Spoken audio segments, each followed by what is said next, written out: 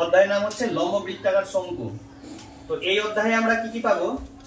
আমরা আর পাবো, আরটাকে ব্যাসার্ধ বলা হয়, এল পাবো যাকে তির্যক উচ্চতা বলা হয়, আর একটা এইচ পাবো যাকে উচ্চতা বলা হয়।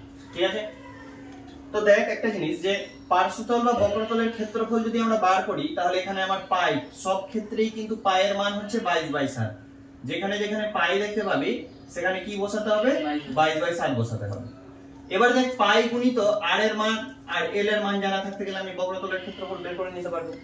একইভাবে দেখ সমগ্রতলের ক্ষেত্রফলের ক্ষেত্রেও কিন্তু আর এল আছে, সে এখানে যেটা আর এর মান থাকবে সেটা এখানেও বসবে এল এর মান। তো আমার আর এল যদি দেওয়া থাকে, মানে ব্যাসার্ধ আর তির্যক উচ্চতা যদি দেওয়া থাকে, তাহলে আমরা সমগ্রতলের ক্ষেত্রফল বের করতে পারবো। বুঝতে পারলি?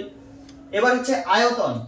আয়তনে দেখ 1/3 তো একটা সংখ্যা, পায়ের মান 22/7, শুধুমাত্র কি থাকছে আর এইচ। তো ব্যাসার্ধ আর উচ্চতা যদি দেওয়া থাকে প্রশ্নতে, তাহলে আমরা আয়তনও বার করতে পারবো। বুঝতে পারছিস? এবার দেখ ভূমির ক্ষেত্রফল, এই জায়গাটা একটু ভালোভাবে দেখ। ভূমির ক্ষেত্রফল, প্রশ্নতে যদি ভূমির ক্ষেত্রফলের মান থাকে তাহলে সেটাকে পাই আর স্কয়ারের সাথে তুলনা করব। ধরে নে যে ভূমির ক্ষেত্রফল 15 আছে, তো লিখব পাই আর স্কয়ার সমান 15। এটাকে ক্যালকুলেশন করব, ক্যালকুলেশন করে আমরা কিসের মান পাবো? আর এর মান পাবো, যেহেতু আর এর মান দেওয়া নেই। বুঝতে পারছিস? আচ্ছা, এবার একই ভাবে যদি আমার ভূমির পরিধির মান থাকে 15, তাহলে আমরা 2 পাই আর কে 15 এর সাথে তুলনা করব, তুলনা করে ক্যালকুলেশন করব, তো এখান থেকে আর এর মান পাবো। বুঝতে পারলি? এই হচ্ছে কথা, ভূমির ক্ষেত্রফল দেওয়া থাকতে গেলে পাই আর স্কয়ারের সাথে তুলনা করতে হবে, আর যদি ভূমির পরিধি দেওয়া থাকে তাহলে সেই ক্ষেত্রে 2 পাই আর এর সাথে তুলনা করতে হবে। দেখতে হবে যে ভূমির ক্ষেত্রফল দেওয়া আছে না ভূমির পরিধি দেওয়া আছে। এবার এই জায়গাটা ভালোভাবে দেখ, ঠিক আছে? ব্যাসার্ধ তির্যক উচ্চতা, উচ্চতা স্কয়ার, এই জিনিসটা কি? আমার যদি ধরে নে প্রশ্নতে তির্যক উচ্চতার মান দেওয়া আছে আর উচ্চতার মান দেওয়া আছে, আমাকে ব্যাসার্ধ বের করতে হবে, তাহলে এই সূত্রতে প্রথমে ফেলে ব্যাসার্ধ বার করব, যে √, তির্যক উচ্চতা স্কয়ার মাইনাস উচ্চতা স্কয়ার। কখন? যখন আমার ব্যাসার্ধর দরকার হবে তখন। ব্যাসার্ধর দরকার পড়তে গেলে আমাকে দেখতে হবে যে তির্যক উচ্চতার মান আর উচ্চতার মান দেওয়া আছে কিনা। তির্যক আর উচ্চতা আলাদা জিনিস, উচ্চতা আলাদা জিনিস। বুঝতে পারলি? দুটো আলাদা আলাদা জিনিস, ঠিক আছে? তো আমার ব্যাসার্ধর মান যদি দরকার হয় তাহলে সেক্ষেত্রে দেখতে হবে যে তির্যক উচ্চতা আর উচ্চতার মান দেওয়া আছে কিনা। দুটাকে স্কয়ার করে মাইনাস করতে গেলে √, করলেই মানটা পেয়ে যাবে। ঠিক আছে? একইভাবে উচ্চতা, আমার যদি তির্যক উচ্চতার মান আর ব্যাসার্ধর মান দেওয়া থাকে, তাহলে আমরা উচ্চতার যদি মান বার করি তাহলে এই সূত্রতে বসবে। একইভাবে যদি আমি তির্যক উচ্চতার যদি মান বার করি, তাহলে আমাকে দেখতে হবে যে ব্যাসার্ধ আর উচ্চতার মান দেওয়া আছে কিনা। যদি দেওয়া থাকে তাহলে এই সূত্রতে বের করব। ঠিক আছে? ধরে নে যে এটা কখন, ধরে নে যে প্রশ্নতে আমার তির্যক উচ্চতার মান দেওয়া আছে আর উচ্চতার মান দেওয়া আছে, ঠিক আছে? আর আমাকে বলেছে যে পার্শ্বতল বা বক্রতলের ক্ষেত্রফল বার করো। তো পার্শ্বতল বা বক্রতলের ক্ষেত্রফলে আর এল এর মান আছে, তো আমার আর এর মান বার করব।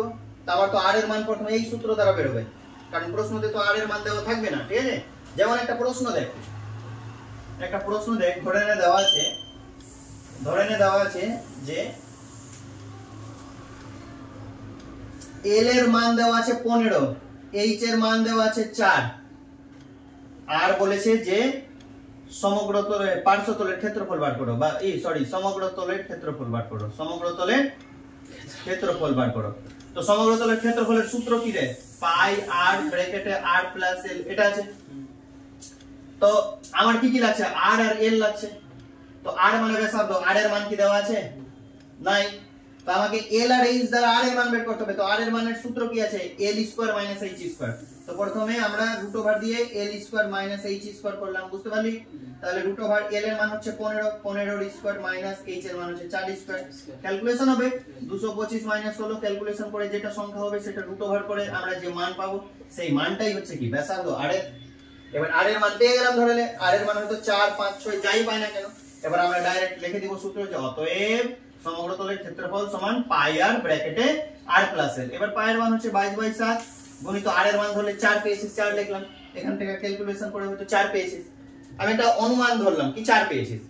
ধরলে এগুলো এমন তথ্য আছে যেগুলোর দ্বারা আমরা ক্যালকুলেশন করে হয়তো আর এর মান 4 পেলাম। ঠিক আছে? তো আমি আর এর জায়গায় 4 বসালাম, গুণিত এটা কত বলেছে? আর প্লাস এল, এখানে কোনো চিহ্ন নাই মানে গুণ আছে। আর প্লাস এল, আর এর মান 4 প্লাস এল এর মান কত ছিল? এল এর মান 16 ছিল। ঠিক আছে? তাহলে 22/7 গুণিত এটা 4 গুণিত 16 4 এ 20। এবার উপর উপর গুণ করে সবটাকে 7 দিয়ে ভাগ করে যেটা উত্তর হবে সেটা হচ্ছে অ্যানসার। বুঝতে পারলি? তো এইভাবে অঙ্কগুলো কিন্তু ক্যালকুলেশন করতে হবে, ঠিক আছে? তো আমরা লম্ববৃত্তাকার শঙ্কুর কি কি তথ্য দেওয়া থাকবে? আমাদের রাশি থাকে একটা ব্যাসার্ধ, একটা তির্যক উচ্চতা, আর এটা কি থাকবে? উচ্চতা। এবার তির্যক উচ্চতা, উচ্চতা আর একটা ব্যাসার্ধ, এই তিনটা দ্বারা আমাদেরকে টোটাল তিনটা সূত্র জানতে হবে। একটা হচ্ছে কি পার্শ্বতল বা বক্রতলের ক্ষেত্রফল, সেটা হচ্ছে পাই আর এল। দ্বিতীয় হচ্ছে যে সমগ্র তলের ক্ষেত্রফল, তার সূত্র হবে পাই আর ব্র্যাকেটে আর প্লাস এল। আর 3 নাম্বার হচ্ছে আয়তনের সূত্র, আয়তনের সূত্র হবে 1/3 পাই আর স্কয়ার এইচ। ঠিক আছে? এই তিনটা সূত্র হচ্ছে লম্ববৃত্তাকার শঙ্কুর কিন্তু খুব একবারে মানে জানতেই হবে এই তিনটা সূত্র। এবার বাকি যে সূত্রগুলো জানলাম যে ভূমির পরিধি, ভূমির ক্ষেত্রফল, সেগুলো কিন্তু ভূমির ক্ষেত্রফলের মান যদি প্রশ্নতে দেওয়া থাকে যে ভূমির ক্ষেত্রফল 14, তো পাই আর স্কয়ারের সাথে 14 কে ক্যালকুলেশন করে আর এর মান বের করতে হবে। ঠিক আছে? একটা জিনিস লক্ষ্য রাখবি যে ভূমির ক্ষেত্রফল দেই বা ভূমির পরিধি দেই, যাই দেই না কেন সেইখান থেকে কিন্তু ক্যালকুলেশন করে আর এর মান বের হবে। ভূমির ক্ষেত্রফল দেই বা ভূমির পরিধি দেই, যাই দেই না কেন সেটাকে ক্যালকুলেশন করে কিসের মান বের হবে? আর এর মান বের হবে। বুঝতে পারলি? এই হচ্ছে ব্যাপার।